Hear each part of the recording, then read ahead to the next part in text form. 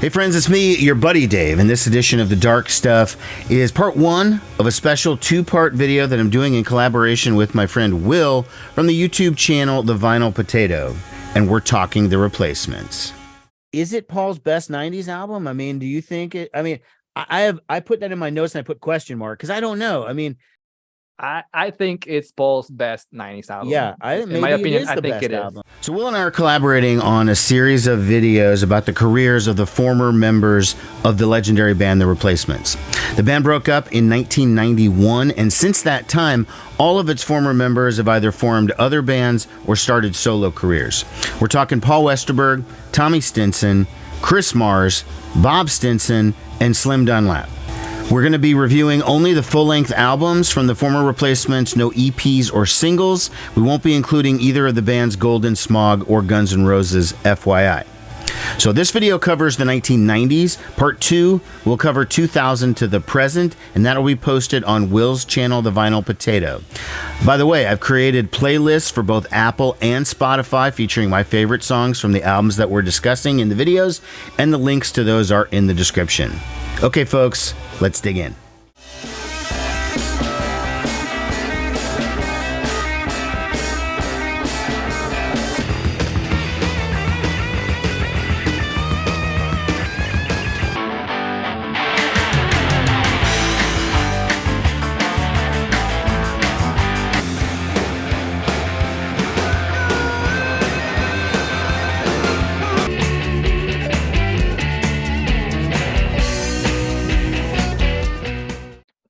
All right. So let's we're going to do this chronologically. So let's begin with the first album to come out. So The Replacements' final show was July 4th, 1991. Okay, that was at Grant Park in Chicago. Infamous show, was broadcast on the radio. And then they were done. And slowly all the guys started working on stuff. I'm winding up my gray soft engine out of noon. First and foremost was Chris Mars, the drummer.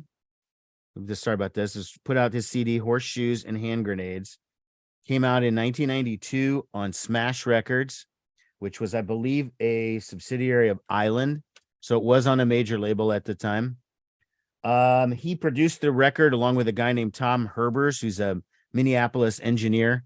And they recorded it at Paisley Park Studios, Prince's studio up in Minneapolis, which is a regularly used studio. All sorts of bands use it. But it does have a really produced sound. So let me, before we start talking about it, is to say Chris plays all the instruments except for bass. And there are Dave Perner and Dan Murphy from Soul Asylum do guest on a song or two, but they're not actually the band or whatever. So besides that, it's a guy playing bass and then Chris Mars on all the instruments, and he co-produces the album along with somebody else. Okay. So so I'll open it up to you and just say, like, what were your initial thoughts of the album? So this was all new for me, Dave, because I have not listened to this before. And I gotta say, I liked a lot of the songs in here, especially Popular Creeps and Egomaniac, which I think there are about the Replacements, right? Because there was a little bit of tension between the pretty sure. Yeah, I mean, I think it's pretty safe to say that lyrically there were a couple of songs in there, and on the next one too, are definitely little sort of stabs at his former with the album title Replacements. Yeah, but I like that a lot of the songs in here. I think if I had been aware of this record when it came out in 92, I would have listened to it a lot because it came out right about the right time for me. It's very punky, very pop punky, I would say. A lot of the songs are very catchy, very melodic. But the vocals from Chris Mars, I think they're a little bit tough to get into. Well, look, they're certainly he's got that kind of latter day Bob Dylan sort of vibe to his voice. It's something you have to go into it understanding, it's not it's not the he doesn't have the widest range, and sometimes in kind of the quieter songs he's really stretching his range to like get in the song. But I grew to like it, speaking of somebody who was there in 92 when this came out. Nowadays we have the benefit because of the Replacements biography, all the various box sets that have come out. And we know a lot more about the story of the Replacements in the early days. But in 1992, we didn't know any of that stuff. So when Chris Mars put out an album, it was just like, what? Like, the drummer of the Replacements is going to do an album. Okay, whatever. And then it comes out and it's so good. I mean, I was blown away by this record. I think this is my favorite of Chris's records, no question. There are great songs on there. Another one that's about the band that you might not have caught was the song Before It Began. Okay. Because the Replacements on All Shook Down have a song called When It Began. Oh, I didn't catch that. Yeah. And this is a response song, sort of like Before It Began. Like he was saying, I was there before you. Yeah. Paul Westerberg, who are talking about the old days. Well, I was there before you were. So I felt like that was another one that was sort of in that vein.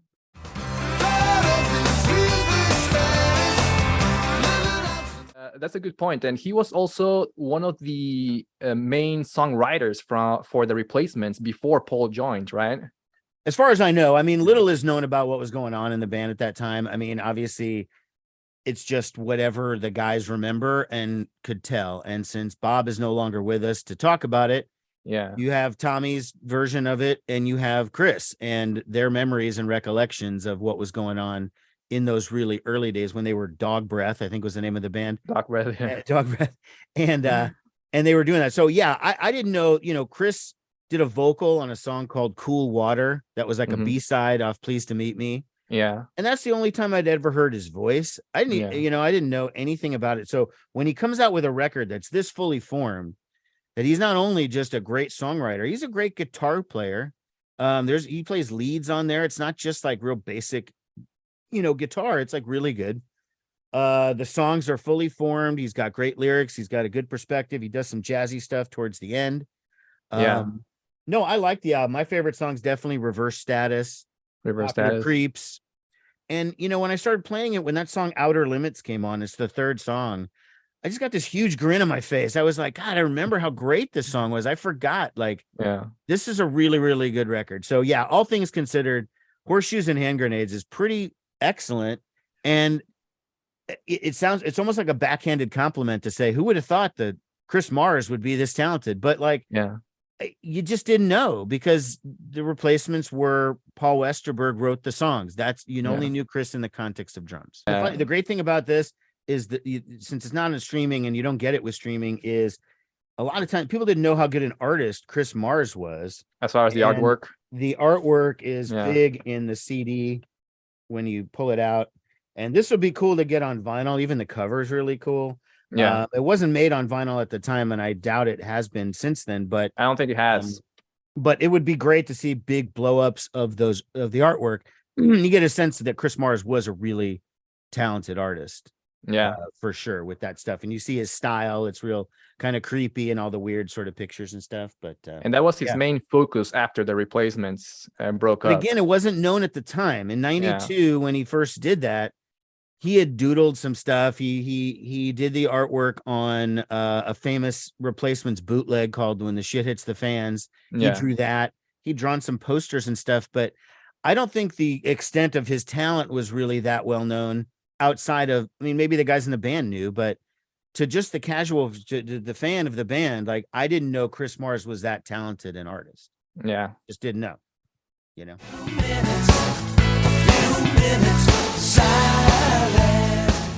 All right, so our next album is Paul Westerberg's 14 Songs, his debut solo album that came out on Sire Records, either Sire or Reprise. I also got it. Awesome. That was one of my best thrift store finds, Dave. Yeah, well, and it's a good whoever gave that away to the thrift store, pretty dumb. I know. I found this one and one of the CD singles for what's the song? World Class Fad. World Class Fad, and it came out in 1993, so just 1 year after the first Chris Mars record. Right. It was produced. Yeah, go ahead. I'm sorry.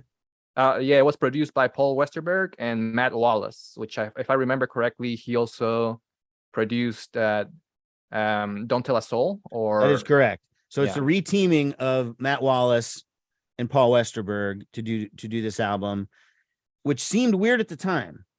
it definitely seemed weird at the time, the choice, because fans anyways consider Don't Tell a Soul to be like not that great an album. We're not going to get into a discussion about that here, but it's since been reevaluated a lot. But it was an odd choice to go back to a producer, which obviously said a lot about Paul, that Paul didn't think Don't Tell a Soul was a bad album.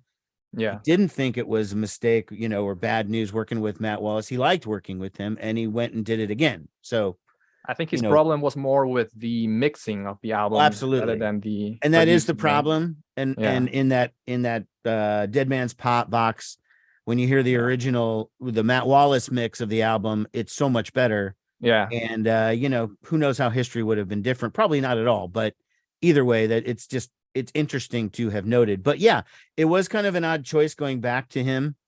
I happen to think that the production is great on this album. I think all the instrumentation sounds good. The guitars sound great. The drums sound great. Paul's voice sounds cool.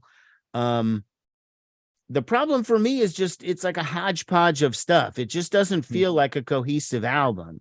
Like Paul has this thing where he has like 3 different sort of types of songs that he's doing at this point. So he does the sort of the rocker, the kind of the punk song, or the bluesy kind of Stonesy song. That would be like Silver Naked Ladies or Down Love or something. The more, okay. Then he'll do the radio pop song, which is sort of like, this is my attempt to get on the radio. And that would be maybe Dice Behind Your Shades, Runaway Wind, something like that.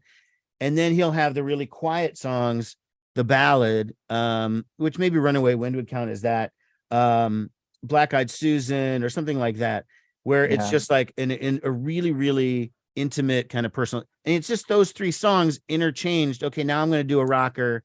Now I'm going to do the power pop song. Now it's time for a quiet one.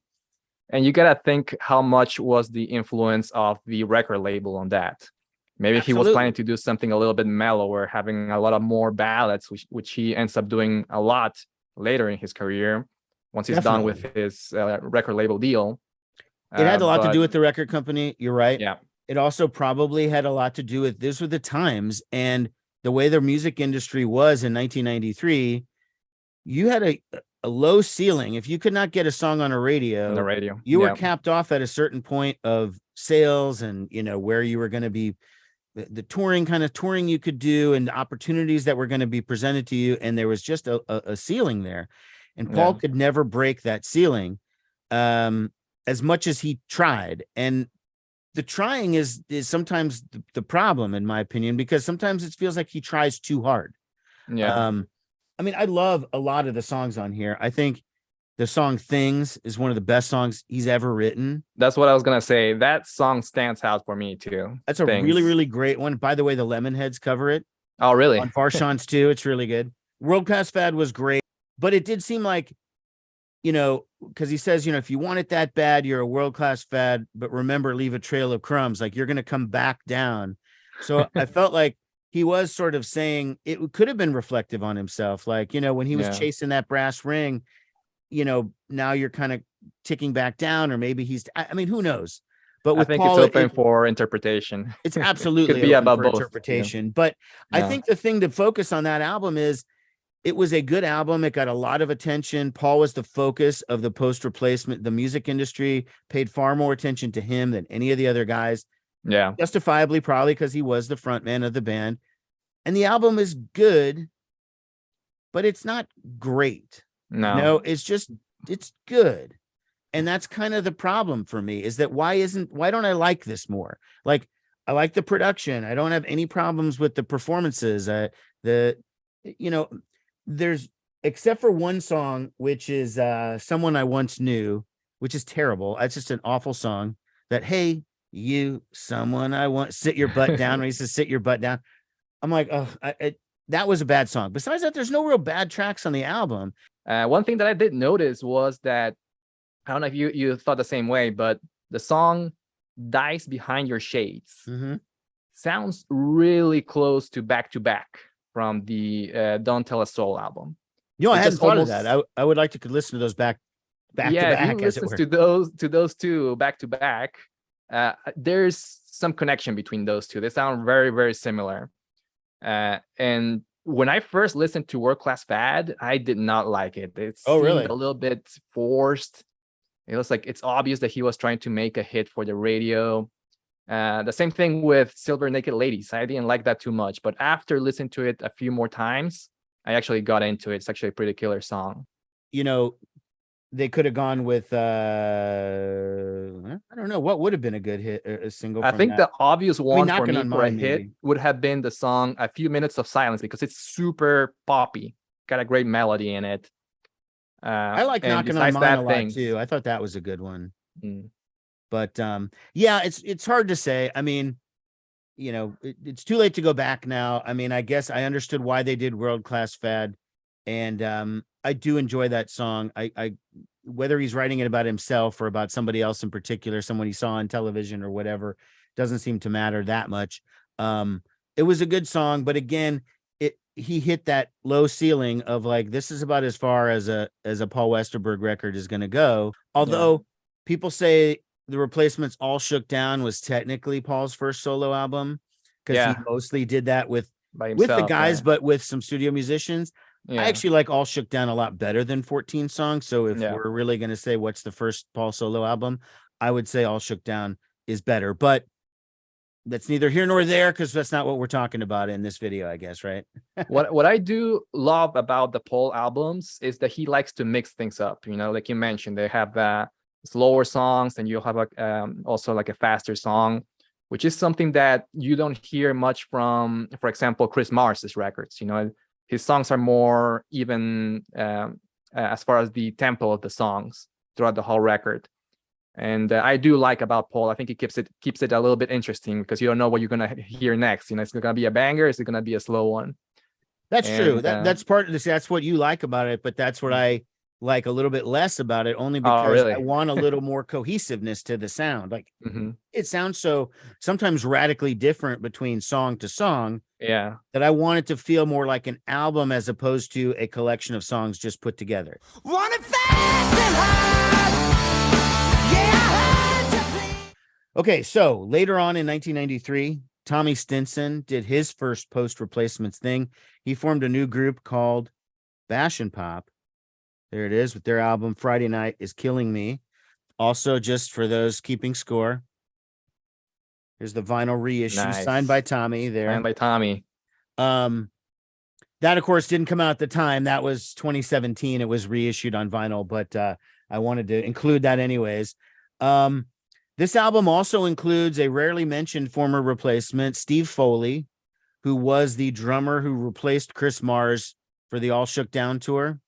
And then when Tommy formed his new band, he took Steve Foley as his drummer. Steve Foley's brother, Kevin Foley, played bass, and some guy named Steve Brantzig on guitar. And that was the original lineup of Bash and Pop. Although it's been written about that Tommy plays pretty much all the bass and guitar on the album anyways. So it's probably he switched from bass to guitar for and he switched from bass to guitar to be in the band, but on the album, he's basically playing most of the bass. So it was a band in name only. You know, it was really a Tommy solo project. I fucking love this album. I like every single song on it from beginning to end. It is just perfection to me. It is great. Stonesy, faces, rockers. It's like, you know, they sound like a band that had been playing together for 10 years, not a group of people where it's Tommy in the studio with a drummer he'd been playing with for just a short time. And in my opinion, this is what the Replacements should have sounded like for Don't Tell a Soul and beyond. Like, okay, so indulge me for a second here. So Pleased to Meet Me they did that as a trio. They fired Bob. They went in and made Pleased to Meet Me as a trio. So the next album out, Slim joins the band for the tour. The next album they make is Don't Tell a Soul. I think when they returned to being a four-piece, if they had made an album that sounded like this Bash and Pop record, who knows what would have happened with the Replacements? Oh, they would be the biggest band in the planet. I should say, as much as I love that album and like every song, I mean, I love Loose Ends, Never Aim to Please, Nothing, Friday Nights. I mean, all of it. Yeah. It didn't go anywhere. I mean, the album just was like here today and then gone later today. I didn't hear about this record when it came out for sure. I saw Bash and Pop one time live. I was living in Seattle at the time. And what I remember, I don't remember who was even in the band anymore because there was an Asian girl playing bass.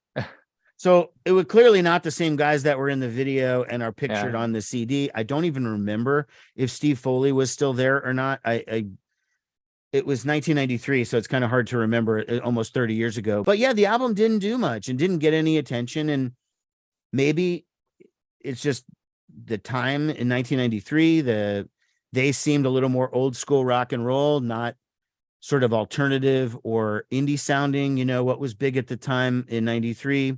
Nirvana, Pearl Jam, things like Pearl that. Jam, and a lot of different kinds of Stone Temple Pilots, a lot of different types of bands. And that's not what this Tommy Stinson record was. It wasn't what the Paul Westerberg record was either. Right. But looking back on it, it's I love it. It's a perfect album. I think Tommy set the bar so high for former replacements. And, you know, he'd only done like one song that anybody ever knew. Like he did the song Satellite with the replacements. Yeah. And like, who knew he was this accomplished a writer? Again, it's like Chris Mars. It's like, wow, he was holding all this stuff back. Like I had no idea he was this talented, you know? Yeah. You read my mind on this one, Dave. Those are exactly my thoughts. This album rules from the very beginning to the very end. I love Tommy's voice on this one, kind of like the scratchy type of voice that he has. Maybe you're right. Maybe that's not something that resonated in that era, 1993. Everybody was listening to grunge and things like that. So it's something that people weren't really actively listening to. You didn't know Tommy was that good a writer because he can be like all kind of sensitive, you know, with like Nothing and First Steps and songs like that. He can just do balls out rockers like Fast and Hard or Hang Ups or whatever. He can be really clever in that Westerbergian way with like Never Aim to Please, where he has that kind of little bit of sarcasm in there with it. You're not sure if he's being serious or not. Is he really writing about himself? Is he writing about somebody else? You get that. Obviously, he grew up right next to Paul Westerberg and was there when all those great songs were created in the replacements. It obviously rubbed off on him. But if he didn't have that initial talent to begin with, it wouldn't have come out so strong. I think I chalk it up mostly to the times. Also, it was released pretty same time as Paul Westerberg. The industry clearly was going to go more with Westerberg.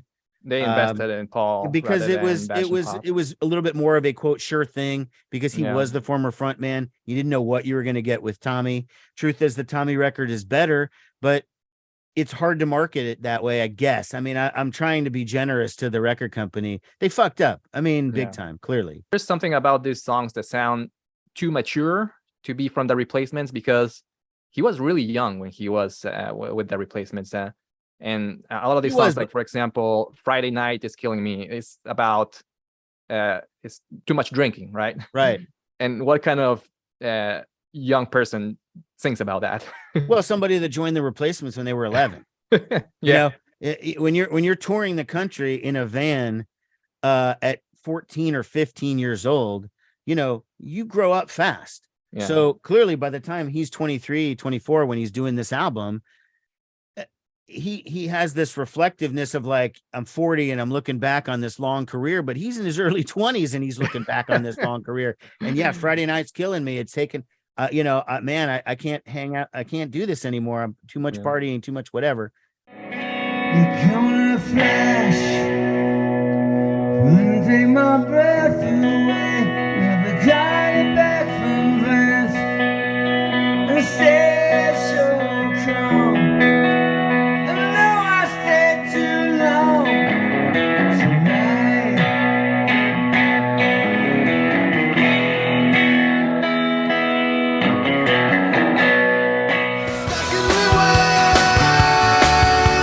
Stuck in rewind. Up next, we have Chris Mars's 75% Less Fat, the best album title out of all the records that we're gonna mention here, and it came out in 1993, also on Smash Records, and the producer was just himself, Chris Mars. Again, great album title. for some reason, I thought that that's the reason why it's not on Spotify or any kind of streaming service, because of he may be a little bit feel bad about I bet that. I bet it's more a contractual thing, like with that label, that they just don't have an arrangement, and maybe they don't even exist anymore, and it's hard to work out what to do. I would think that's probably what it is. 75% less fat is a great way to say, like, I'm a solo artist now. Yeah. Like, I ditched those other three. I don't need those guys anymore. I don't need the three quarters of the, and it's just me. Yeah. I'm 75% less fat. So yeah, that was pretty cool.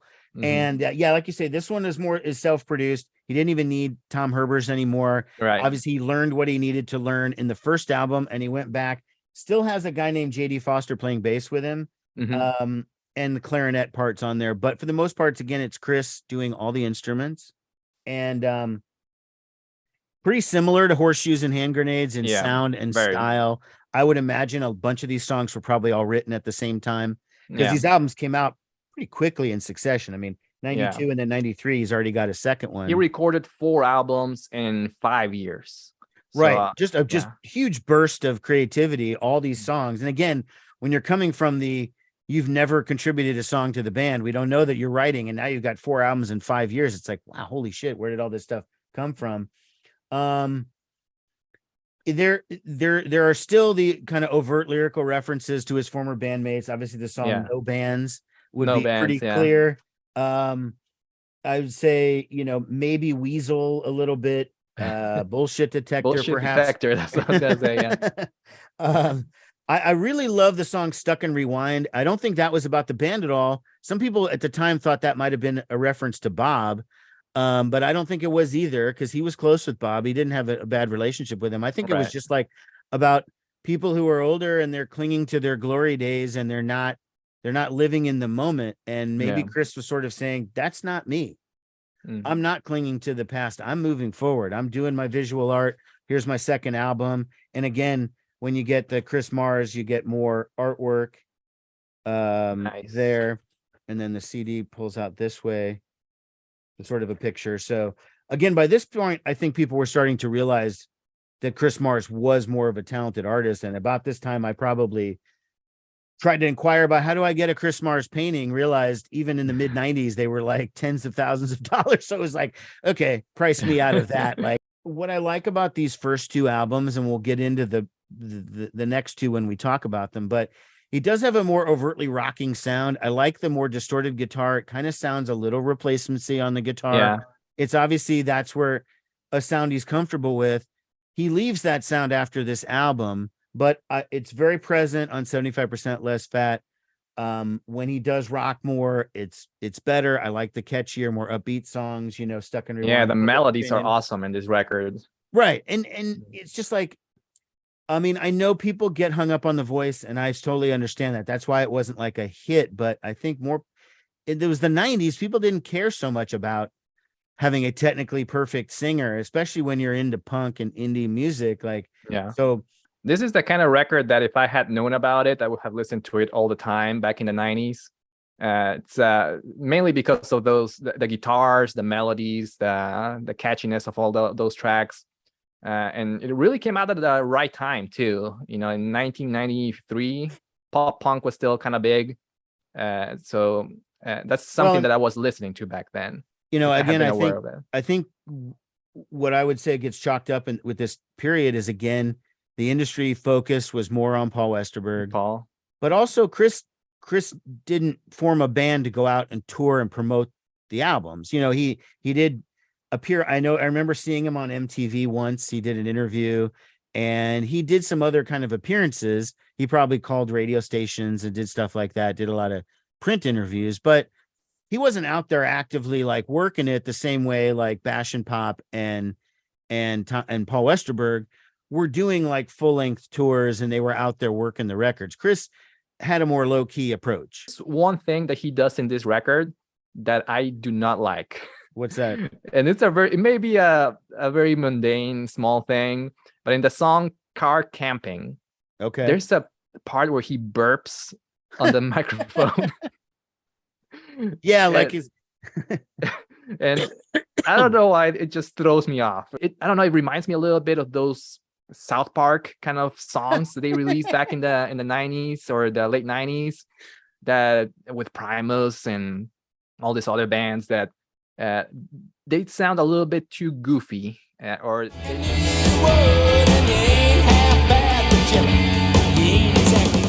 Next up, we're going to talk about the first album from former lead guitar player Bob Slim Dunlap, which his first one was called The Old New Me.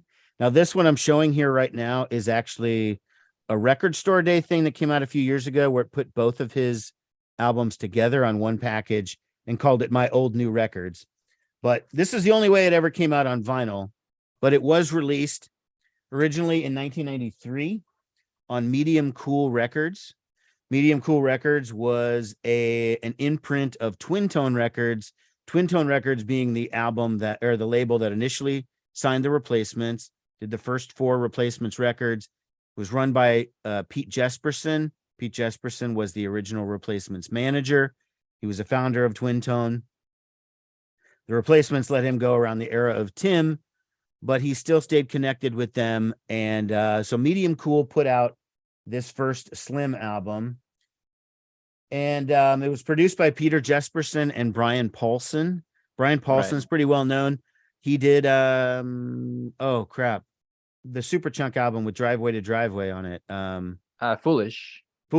He's a producer on that. So this album, again, was really just such a great, pleasant surprise. Yeah. Like with Slim, you know, he'd been a Minneapolis legend. And if you were part of the Minneapolis scene from the late 70s into when he joined the Replacements in 87, you knew who Slim was. You knew he was a great guitar player. You knew he had the skills, the abilities to be, he was a great rocker, but was he a songwriter? You know, you just don't know. Again, he didn't get an opportunity in the Replacements.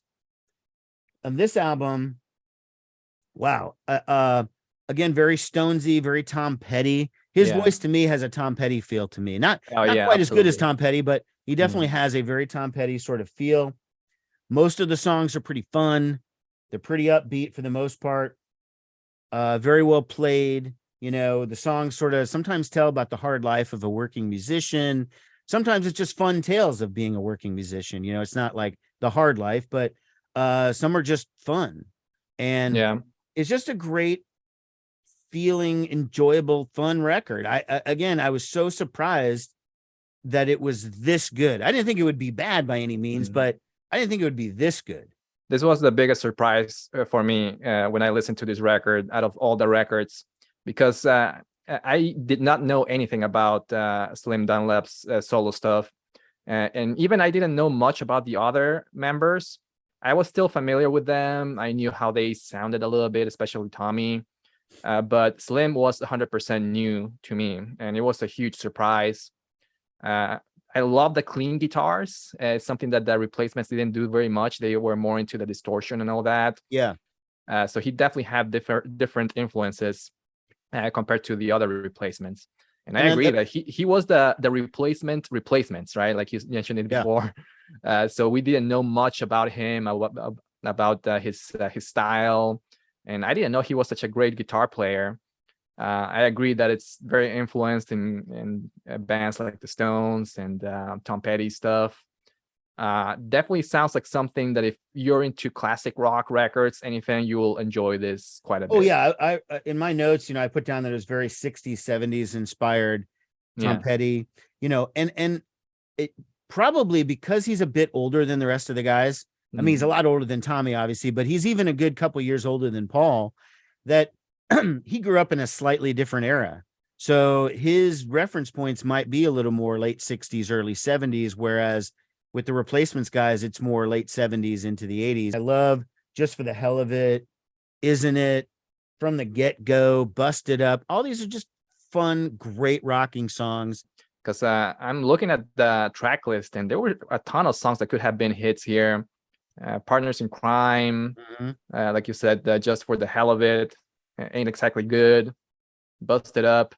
But Yeah, I love the songs here, but I agree that a lot of the songs don't really have that edge that a lot of the replacement songs had, and that's what the media was looking for back then. They were looking Absolutely. for edgier Absolutely. songs, harder sounding stuff, grunge, Nirvana, things like that. Right. And Paul Westerberg is credited as playing on the album. They don't specify who does what. They just said this album was performed by, and it lists a bunch of people, and Paul's credited there. So that's cool that he was involved. Don't know to what extent. I mean, you get the idea from his song "Ballad of the Opening Band." That's what I was going to mention. Yeah, Slim's been there before. You know what I mean?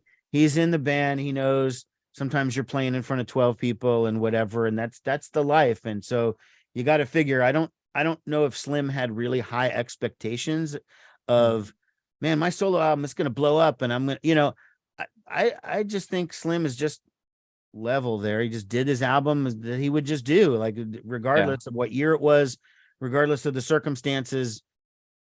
This is Slim. And from what I read in Wikipedia was that the Ballad of the Opening Band was about the Replacements opening for Tom Petty. Oh, and interesting. the Tom Petty tour, the Full Moon Fever. That's funny. I didn't know that was what it was about. I just thought it was just a general life as a working musician, because that's kind of what Slim's life had been prior, and kind of what it became after the Replacements. He never really hit any of the high marks, and the media just did completely ignore the Slim album at the time. I mean, I don't remember seeing a lot of press coverage or anything. And another thing is that his voice is awesome in this record. He's probably the best singer, in my opinion, out of the five of them. Wow, that's bold. In my opinion, I love his voice. I love it. He has a Tom Petty mixed with a little bit of a drawl, kind of a little Keith Richards, but he has a really nice voice too. And again, who would have known? Who would have known?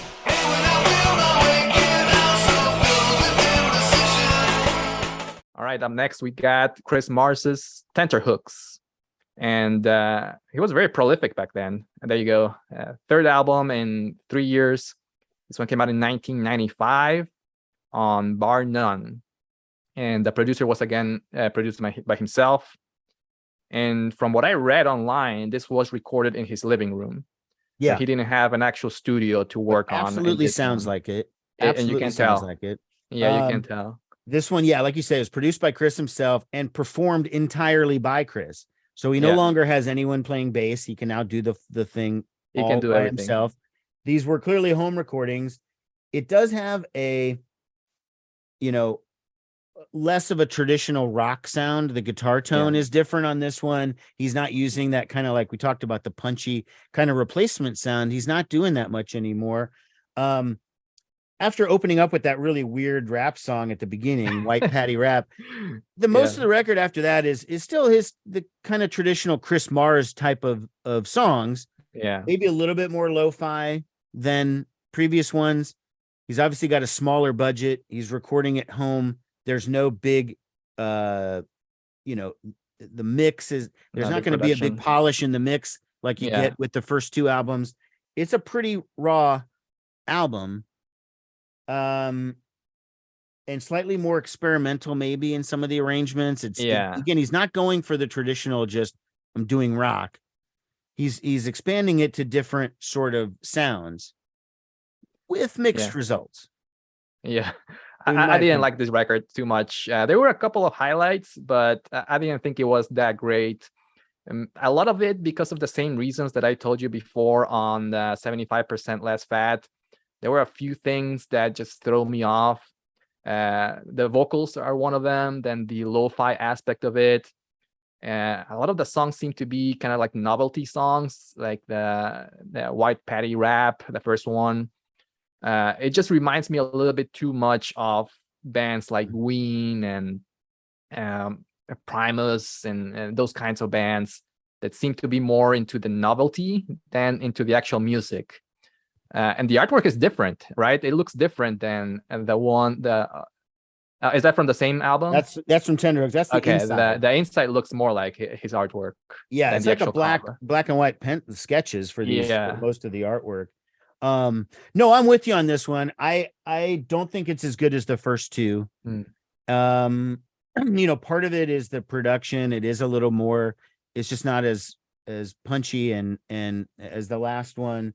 I do think though, like I like a couple songs. I like Hate It. I like Brother's song. I think a lot. That's obviously very personal, singing about his brother who has schizophrenia and was a big inspiration to his visual art. But he also does something I don't like as much, where he puts like some effects on his voice. Like you notice it on like Lizard Brain and a couple other songs where he's not just him singing, like he's intentionally putting like this weird distorted effect on his voice. And yeah, maybe gives it a little bit of a novelty-ish feel or something. And it's like, I mean, this is his third solo album. Like at this point, we're used to his voice. Like it doesn't need to be altered and affected like that. So I didn't like it as much, but in general, it's a good record. I mean, I don't love it. It's a fun album. Yeah, when I want to listen. Yeah. Go ahead. I'm sorry. It's obvious that he's having fun when he's recording this record. Like you said, he's not doing it for a living, like Paul is, right? So he's having a little bit more fun, playing with things, trying new stuff, being experimental. If people don't like it, who cares? Right. He doesn't care. Maybe it was just a little too much material too fast. I mean, this is his third record in 4 years. And it's sort of like, maybe slow it down a little bit. Like slow it down, a little bit more quality control. Cause some of the songs do seem a little bit repetitive, but I mean, I still love and respect Chris so much that it's sort of like, how do you tell an artist put out less? You normally you want more and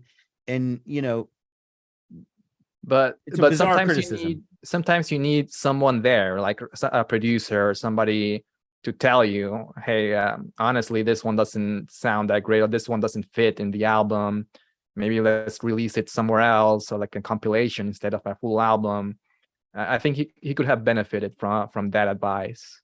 But I think at that point in his career, he's just more or less like, he is just sort of doing it for fun. I mean, not interested in other people's opinions. When he's doing his visual art, he doesn't have somebody over his shoulder telling him, you should maybe paint that this way or whatever, so now he's just completely he's 95% less fat. He's got nobody telling him what to do at all. He's just completely doing his thing. Less fat. That should have been the title of the album. Yeah, that would have been funny if he kept going with that theme. But no, a good album, but not great. When I go to listen to Chris Mars, I would pull the first two over this one for sure. Oh, for sure. Yeah. Okay.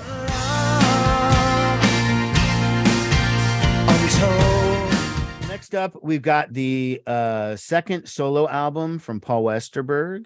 Eventually, this is not the cover. I worked in a record store at the time. This was like a promotional item. Oh, okay. So it came in these little slip covers. And the album on vinyl. This is a reprint, came out on Plain Recordings in 2013. So this is not 2013 when that one came out. The reissue. Oh, gotcha. The album itself was originally released April 30th, 1996 on Reprise Records. This is the one where there was a bit of a split production. So Brendan O'Brien, which is the guy who did the songs for the single soundtrack with Paul, started off doing the sessions with Westerberg. They got a couple of songs, Love Untold, Hide and Seek, and Angels Walk. And the story goes that Brendan O'Brien didn't have enough time to commit to completing the album as Paul wanted. He wanted to work longer. So they parted ways. He started working with a guy named Lou Giordano. And I know Lou Giordano's done a bunch of stuff. He's also credited on the two Sugar albums. Oh, okay. With Bob Mould. So there's another connection to Minneapolis. So this is Paul's second album. Is it a sophomore slump? Well, no. In my opinion, I feel like this album is better than 14 songs for me. Oh, really? It's less confused stylistically as 14 songs, which we talked about was kind of a hodgepodge. Yeah. I think it's a little bit more of a consistent album. He doesn't throw in as many of the rockers, the replacement-y kind of like, look at me, I can still rock. He's kind of ignoring those now. He's going into what I would say is kind of like what used to be called AAA music. I don't know if you're familiar with that term. It's a radio term. It's adult album alternative, right? Okay. So it is a lighter form of alternative music that was popular in the 90s. And it was mostly like when an artist who was big in the 80s kind of got older and their style was a little mellower, then they were AAA all of a sudden. I don't think that that's what he was doing because he got older. I think that's something that he was already doing when he was in the Replacements. But he couldn't do that much because the other band members would tell him, hey, those are not replacement songs. Right. Save those for your solo albums. I think that's probably true. The only one on the album that's really like an overt rocker is You've Had It With You. That's like the only one where it's just like he's really just out there, just like I'm doing that sort of replacement-y kind of style. The rest of it, yeah, it is. The quieter songs, the more power pop songs are the better ones on this album. I like Time Flies Tomorrow a lot. Mama Daddy Did, which I used to hate, but now I really appreciate that song. I like Ain't Got Me. That was a good one. Ain't Got Me was pretty good. Love Untold, I think, was a classic Paul song. From the lyrics to every single little bit that he does, it's like almost like a continuation of Dyslexic Heart. Yeah. Like it's about mismatched people and they can't quite connect the right way. And Love Untold about that love affair that never was or whatever. And it's like, it's so Paul, right? So that's the single for the record too. I think so. Yeah, you're right. The song Good Day was about Bob Stinson, who had died the year before. Yeah. And he does make a reference to Hold My Life. Hold My Life. Yeah, he says Hold My Life in it. And that's a reference to that. So, and that's a really nice song. And yeah, that's a very deep track. If you hear to the lyrics, no, it's a powerful song. Yeah, like the best day or a good day is when you're alive. Just heartbreaking.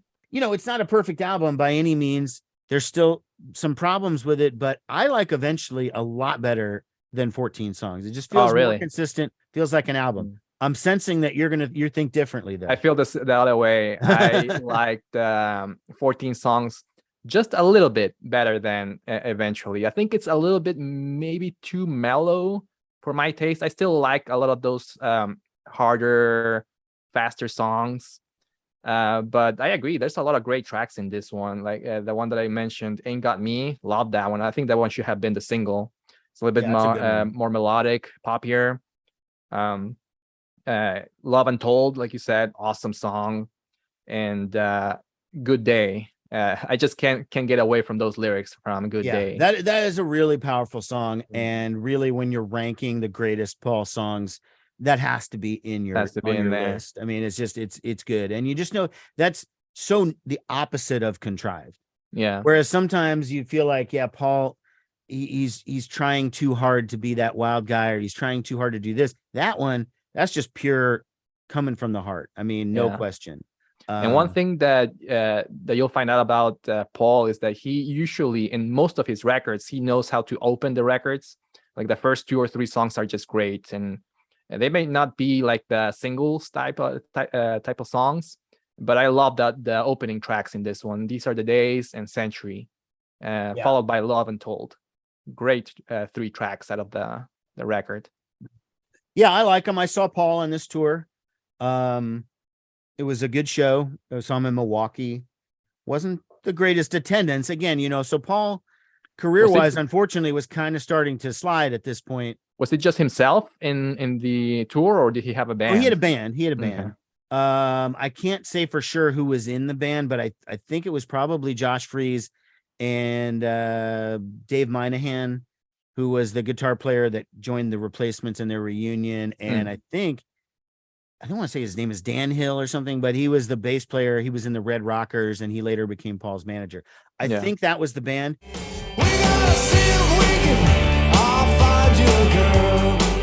Next, we got Slim Dunlap with Times Like This. This is his second solo record.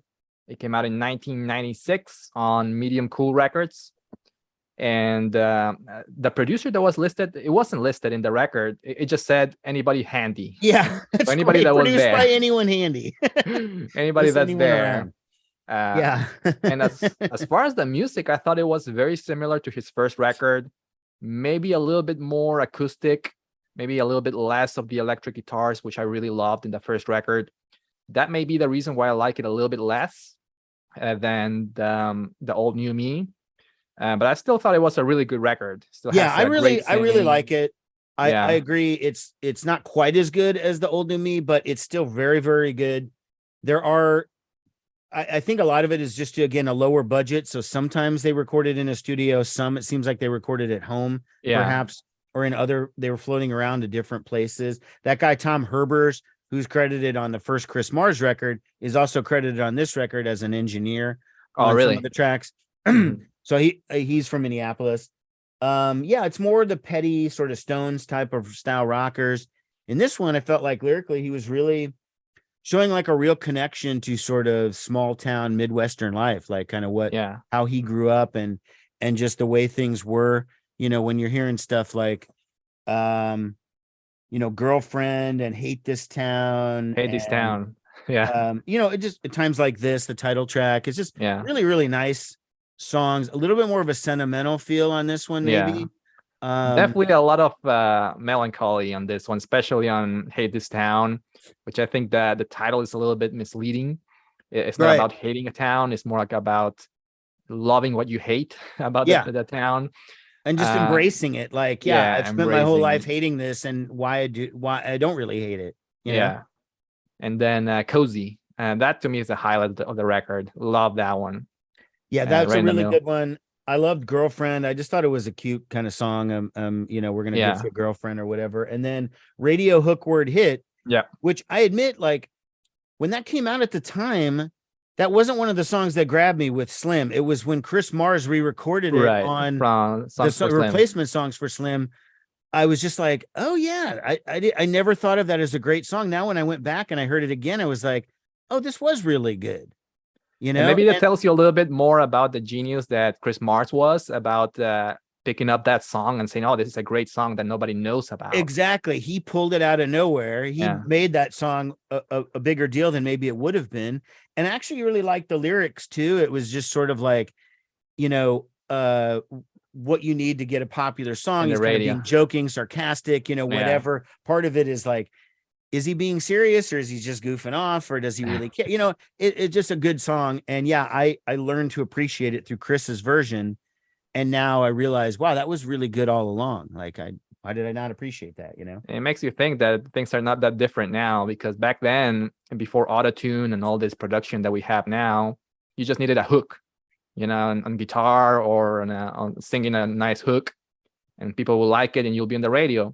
Now it's more about the what is it, like the autotune and all this effects that they add on the songs. Just a little bit of comparison there. Yeah, it's not just pure rock and roll like it was with Slim. And sadly, this was Slim's final album. Medium Cool Records, I don't think existed for much longer after this. We'll get into that when we talk about the next Tommy thing. But so Medium Cool didn't exist much longer. I don't know if Slim just never tried to make another album or whatever, but he was pretty quiet and just kind of played locally until his stroke in 2011 or 2012 or so, when he became kind of medically unable to do anything anymore. So maybe he was working on some stuff and maybe it'll come out someday. But as far as I know, this was it for Slim. He didn't do anything after this. I hope more stuff comes out, because he is definitely one of the most intriguing, most interesting guys out of the band. And only 2 records out, especially if you compare it to all the other guys. There has to be more of his music out there. I would hope so, and I would hope maybe there's some demos or something. I mean, maybe he didn't actually go and cut real songs, but he had to have some ideas for songs that he maybe put on tape or something. I mean, even in the book Trouble Boys, about the Replacements, they don't really talk too much about Slim. They go very deep on Bob and on Tommy and Paul, a little bit of Chris as well, but Slim, like we said before, he's the replacements. Right. So he wasn't covered very well very much as far as his personal life, about what he did professionally. So I really hope that we get to see a little bit more of him as far as the music that he recorded back then. Absolutely. I would very much like to know what else he did. Yeah, but the record was very good.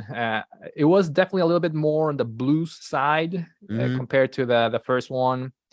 And another thing, I didn't like the album cover on this one. It's not very flattering on himself, I think. No, it's not the greatest. I like the cover on the first one, though. That's a really rocking one. Yeah, I love Slim, and these songs are just a testament to how great he was, and that he is. I'm speaking past tense. I shouldn't say that. That he is a really talented guy, and he was the right guy to join the Replacements at the time. Oh, absolutely.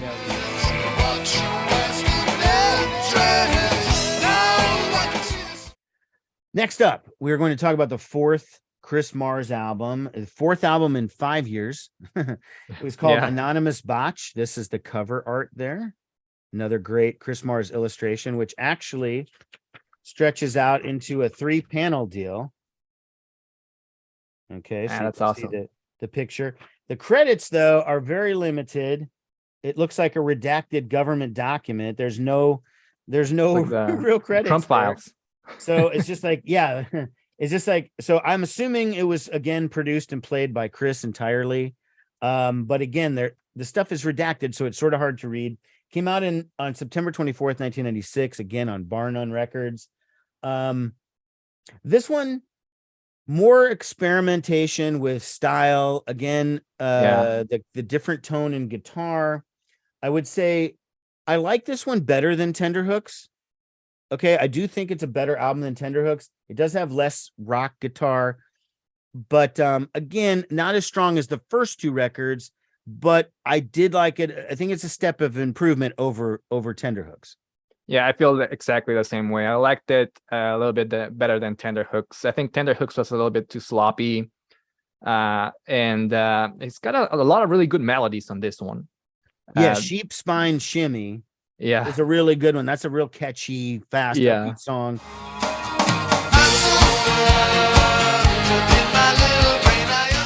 No idea what he's talking about, you know. Me neither. The Cow Farmer song, I thought it was fun. Yeah. But there were a couple of stinkers in this one, though. Janet's New Kidney. I think when I was listening to this song, my wife came by and I asked her, what do you think about this record, about this song? And she said, it sounds like circus music. And I don't disagree with that. That song is just a little bit too out there. It was a little too messy, too goofy. I'm sure he was trying something new, which I appreciate, but I don't think it worked out very well. But there's a lot of other great songs in this one. There are some good songs. I mean, I really like Black Days. I thought that was good. Days. Sheep Spine Shimmy was good. Yeah. But yeah, again, an improvement over Tenterhooks, but it's still not quite as good as the first two. No. Yeah. This was the end of a huge burst of music that Chris did. We know he didn't record. This is 1996. He didn't release another album until 2017. Yeah. So 21 years later, he went by without making any music. So he got it all out in these first couple years. Yeah. Apparently didn't have that much to say for the next couple decades. Either that or fully involved with his art, which makes sense, right? That would be true, because he is now. I mean, he does shows all over the world, and he's he's made little films of it. So he definitely did not need to do it. Like you said earlier, he wasn't making a living off music. I think he was fully in the art world at this point. And I just, he said what he had to say, I mean, maybe he wasn't inspired anymore. And all of his artistic endeavors were geared towards his painting, his drawing, his visual art, and just wasn't feeling it anymore. And so it's sort of like it's weird, because right around this time, both Slim and Chris both just kind of disappeared. You don't really hear from them anymore for a long period of time. Right here in 96, 97, or 95, 96. That's it. And then after that, it's mostly about Paul and Tommy stuff. Mm-hmm. Yeah. Yeah, I thought it So- was it was still a fun album. I still enjoyed it. Like the Black Days, I love that one. Yeah. Very poppy, very melodic, but still the vocals really still throw me off in this album. They're really hard to get into. Well, he hasn't improved as a singer. He's still No. the same, you know. He on this one though, what I like about it, he doesn't put those weird effects on his voice like he was Yeah. doing a lot on Tenterhooks. It's And just more his Tenterhooks, straight yeah. voice, which again, if you don't like it, it's going to be just that raw, you know, just his voice. But either way, I think it comes out pretty good. A decent record, you know, but Not his best, but still pretty good. I would say to anybody listening, the first two albums, which aren't on streaming, are Right. the best ones, Hmm. and those are going to be more difficult to find. You'll have to find a used CD, but they are absolutely worth it. Yep, I agree.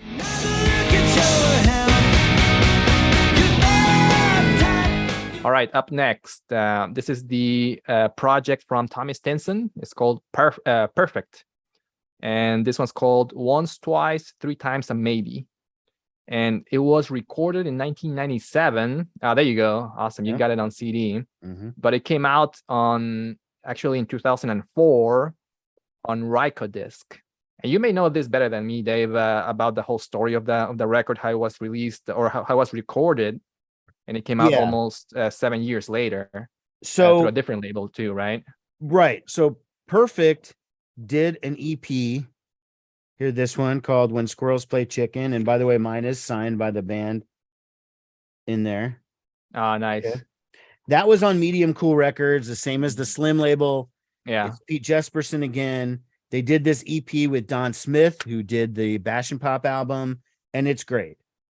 They went to cut the next record, and they cut it with Jim Dickinson, who is the producer of Pleased to Meet Me. Did the record. The label Medium Cool was a partner. They were owned by Restless Records.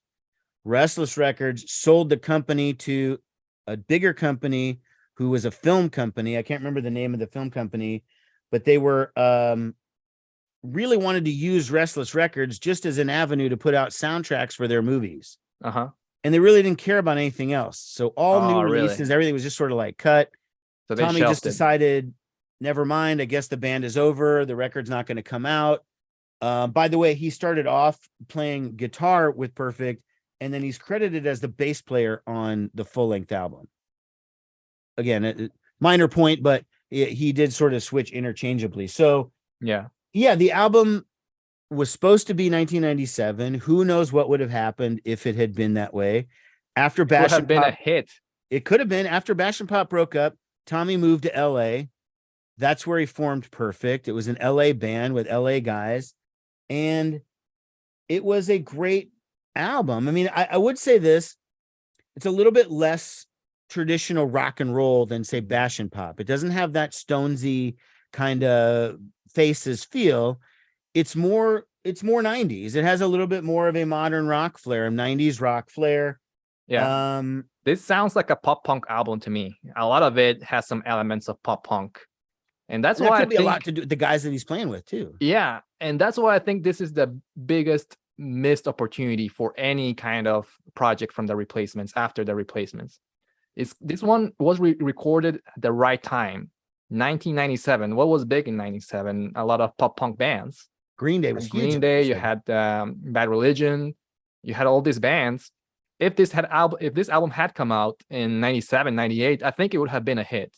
If I had been aware of this record when it came out, or if it had come out in 1997, I would have listened to this record all the time. Yeah. Especially if you put them to tour with other bands, like opening for Bad Religion, opening for Green Day, having played in Warped Tour.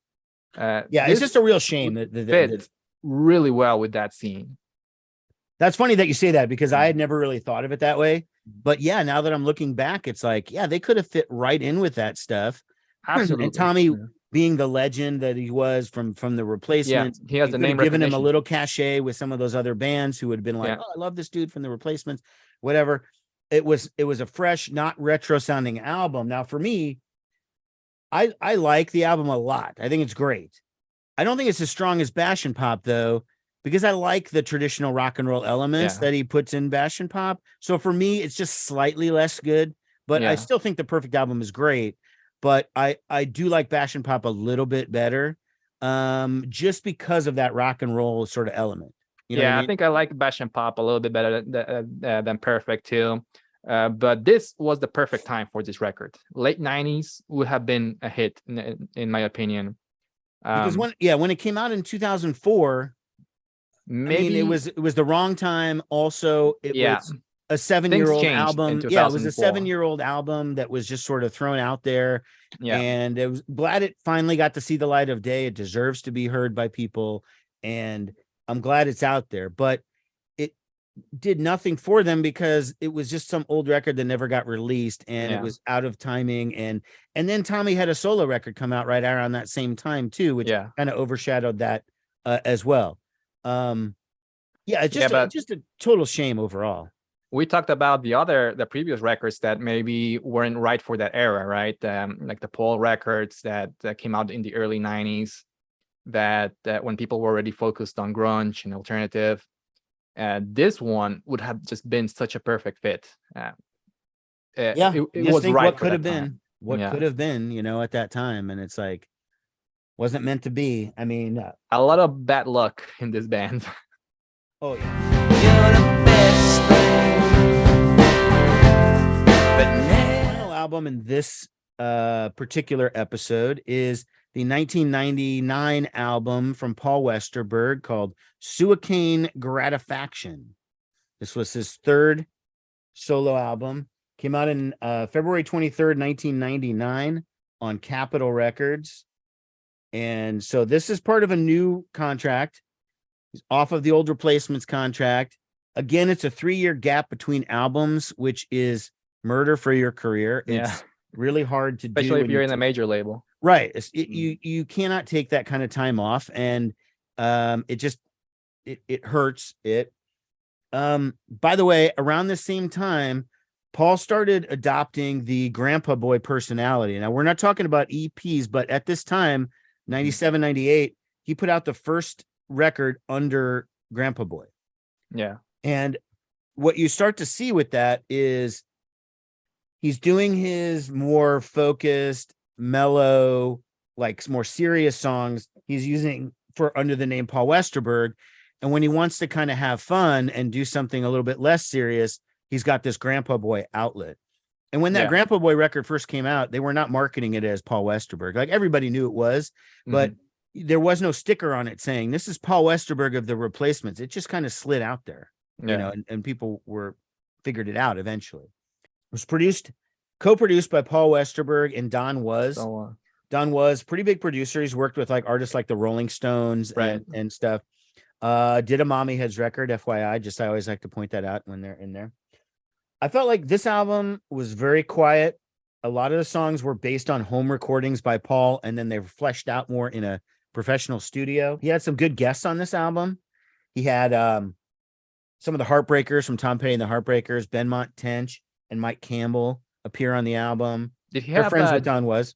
Did he have Juliana Hatfield in Born for Me? Because I don't think he was credited. No, Born for Me features Sean Colvin. Okay. I was going to mention her too. She was like a big AAA artist at the time, kind of a folky, kind of like Lilith Fair sort of scene, like back in the 90s. She was part of that. The only thing, this is a more focused, serious, kind of a depressing downer of an album. It is. The only song that sounds like the typical Replacements / Paul Westerberg stuff was really Best Thing That Never Happened. That one, again, it's kind of like Love Untold. It's kind of like whatever, the Dyslexic Heart. Oh yeah, it's in that same vein, misconnections, a love affair that didn't happen, and it seems to be a recurring theme with Paul. That was there on that one, but for the most part, it's kind of a folkier presentation. It's a lot of piano songs. Yeah, start off with a lot of piano compositions in this one. So it is harder to listen to because it is kind of a downer. You have to be in the right frame of mind to want to hear an album that depressing. At times, you just don't want to. I mean, it is kind of hard to hear sometimes. Yeah, I agree. It has a lot of very sad, very mellow, very chill songs. Like you said, it has to be at the right time that you want to play those songs. But the highlights of this record are just awesome. Maybe there's like 4 or 5 songs that are just incredible. Thinking about "Looking Out Forever," which sounds like a replacement song. Looking Out Forever. Love that track. I like "Born for Me." I think is really good. "Born for Me." I also have it in my list, which he will re-record with Juliana Hatfield later on, right?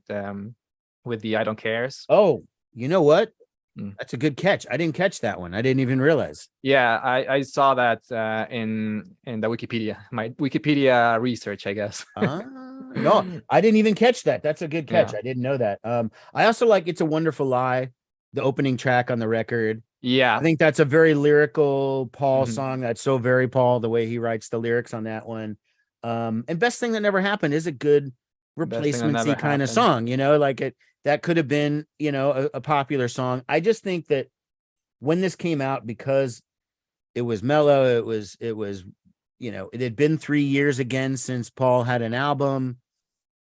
The timing, 1999 was the era of the boy band and stuff. And it was just like the world was so different. It had only been 8 years since the Replacements broke up, but it was like, it had been 30 years. It's just a completely different it was world. A different era for sure. It was boy bands and new metal back then.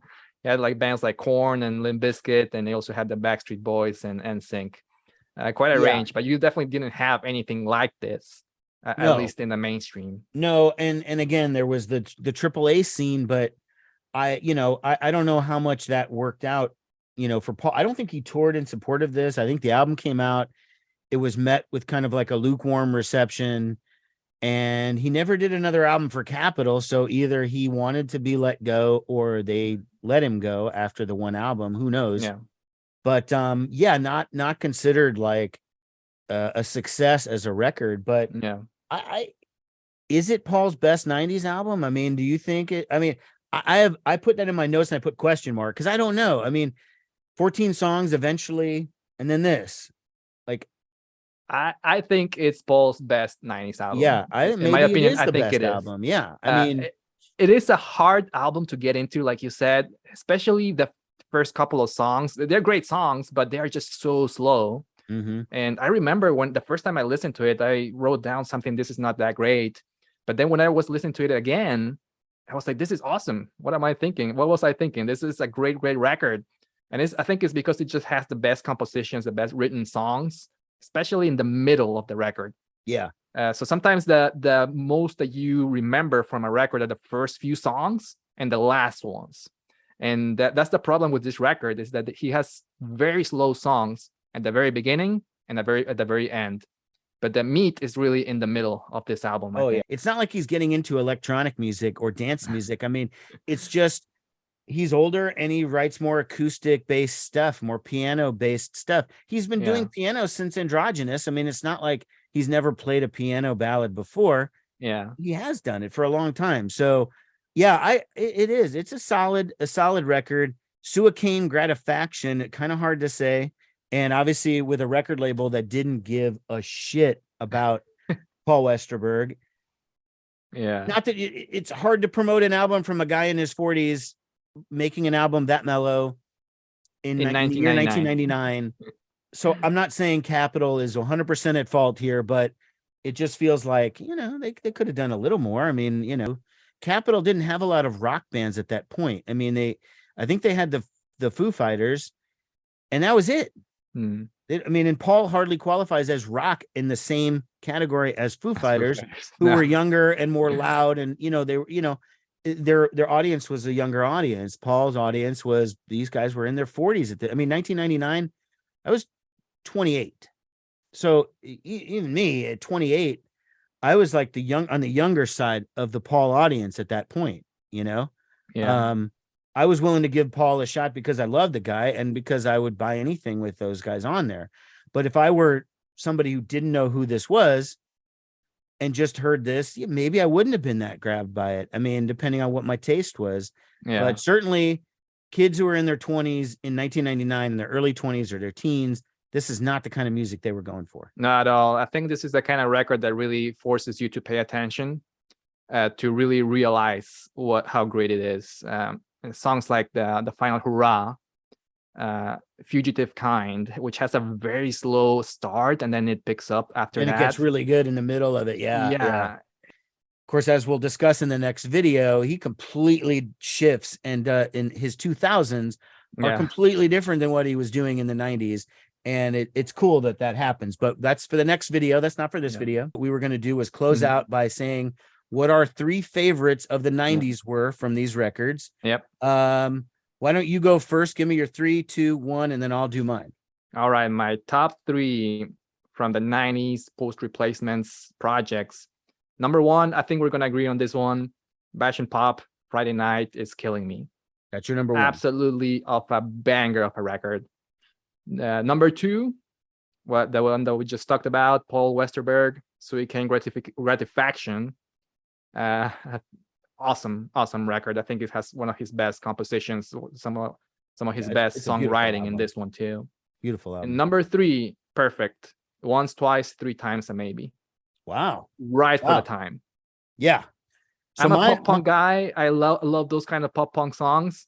Again, if this album had come out in 1997, I would have listened to the crap out of that CD.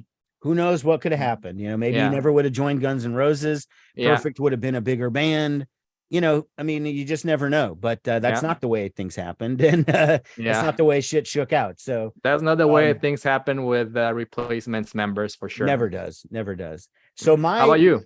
My favorites are. I'll do them in the reverse order. Number 3, Chris Mars, Horseshoes and Hand Grenades. That's my 3rd favorite. I love the album. I still do. It's not perfect, but it is not. I don't mean comparison to Tommy. I just mean it's not a perfect, flawless album, but there are so many great songs on the album. I love the first Mars record. Yeah, the first Mars record. My number 2 would be Slim Dunlap, The Old New Me. Oh, really? Okay. That's my 2nd favorite. Now that would have been not there. I mean, I really grew to appreciate it more in the last few years than I did at the time when it came out. I love that one. Slim is great. And my number 1, we're both in agreement. Bash and Pop. Friday Night is Killing Me is my number 1. Okay, so we'll wrap it up here for this video. Part 2 will be coming up shortly, and that's going to start from the year 2000 till the present. And they roughly worked out about the same. I think it was the same amount of albums. I think it was roughly 10 records. So we'll be able to do that one, and that's coming up shortly. Okay, thanks a lot for staying all the way till the end. Part 2, if it's not already out, will be coming out shortly. You can check back here for the links or check on Will's channel, The Vinyl Potato. Thanks a lot for watching, everybody.